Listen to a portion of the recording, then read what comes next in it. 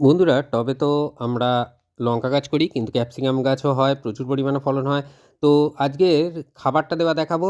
এই খাবারটা যেটা মিক্সড খাবার, সেটা হচ্ছে আপনারা 15 দিনের ব্যবধানে দেবেন। আর এই গাছটা একদম ছোট্ট এনেছিলাম, যারা পুরনো ভিউয়ার্স তারা জানেন। আমার আকারে মানে বড় আকারের যে ভিডিও আমার ইউটিউব চ্যানেল পলাশ বিশ্বাস ভিডিওসে, সেখানে গাছটি দেখানো আছে। আর অবশ্যই আপনারা এই ক্যাপসিকাম গাছে যে খাবারটা 15 দিনের ব্যবধানে দেওয়াটা দেখাবো, সেই মিক্সড খাবারটা অবশ্য দেবেন।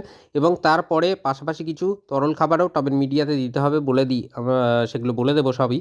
তো দেখুন, একদম গোড়া থেকে কিন্তু ডাল আসছে এবং সেখানেও কিন্তু ক্যাপসিকামের জন্য ফুল অলরেডি অপেক্ষা করে রয়েছে এবং ফল আসার জন্যও অপেক্ষা করে আছে। তো যেটাই হোক না কেন, খুব একটা ভালো গাছ করতে গেলে অবশ্যই খাদ্য প্রদান করতে হবে আমাদেরকে টবের মাটিতে। আর কারণ সীমিত জায়গা, যাদের জমিতে আছে গাছ তাদের কোনো সমস্যা নেই। তো যাই হোক, ক্যাপসিকামটা কেটে নেব, কারণ পেকে গেছে সম্পূর্ণরূপে, এবারে মানে ভোজনের জায়গায় চলে যাচ্ছে। তো যাই হোক, মাটিটাকে সুন্দরভাবে তৈরি করে নিতে হবে। যারা নতুন বসাবেন তাদের জন্য আমি ঝটপট বলে দিই যে টবের অর্ধেক নেবেন গার্ডেন সয়েল 50%, তার সাথে 40% নিয়ে নেবেন কম্পোস্ট, যে কোনো কম্পোস্ট, সেটা ভার্মি কম্পোস্ট, 1 বছর পুরানো গোবর সার অথবা পাতা পচা সারও হতে পারে। আর ফাঁকা যে 10% পড়ে থাকবে জায়গা টবের, সেটা বিল্ডিং কনস্ট্রাকশনে ব্যবহার করা যে লাল মোটা দানার বালি, সেটা বার 3-4 ধুয়ে নেবেন, নোনা অংশটা ধুয়ে বেরিয়ে যাবে। এই নিয়ে কিন্তু আপনারা টবে ক্যাপসিকাম গাছ করতে পারেন এবং এটা লঙ্কা গাছের জন্য একেবারে আদর্শ মাটি। তো করতে পারেন, খুব ভালো রেজাল্ট পাবেন। কীটনাশকের ব্যবহার 10 দিনের অন্তর যে কোনো অর্গ্যানিক পেস্টিসাইড আপনারা স্প্রে করবেন।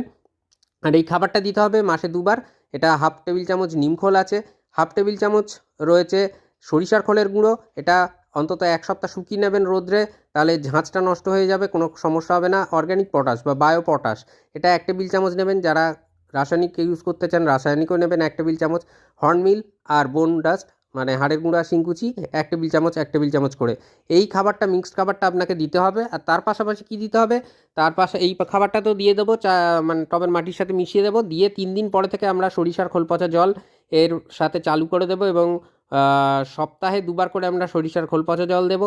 আর তার পাশাপাশি কী দিতে হবে, একেবারে ঘরে তৈরি পটাশিয়াম, অর্থাৎ কলার খোসা, পেঁয়াজের খোসা বা আলুর খোসা আমরা ভিজিয়ে 3 দিন ভেজাবো, ভিজিয়ে সমপরিমাণে জল মিশিয়ে আমরা টবের মিডিয়াতে 250 থেকে 300 ml জল, এই তরল সার আমরা দেবো সপ্তাহে 2 বার করে।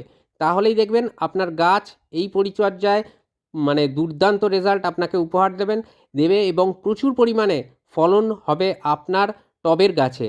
তো আশা করি বুঝতে পারলেন যে কীভাবে পরিচর্যা করতে হবে। আর আমার ইউটিউব চ্যানেল, যারা এখনও চ্যানেলটি সাবস্ক্রাইব করেননি, তাদের কাছে অনুরোধ করব পলাশ বিশ্বাস ভিডিওস ইউটিউব চ্যানেলটি সাবস্ক্রাইব করে রাখার জন্য। নমস্কার বন্ধুরা।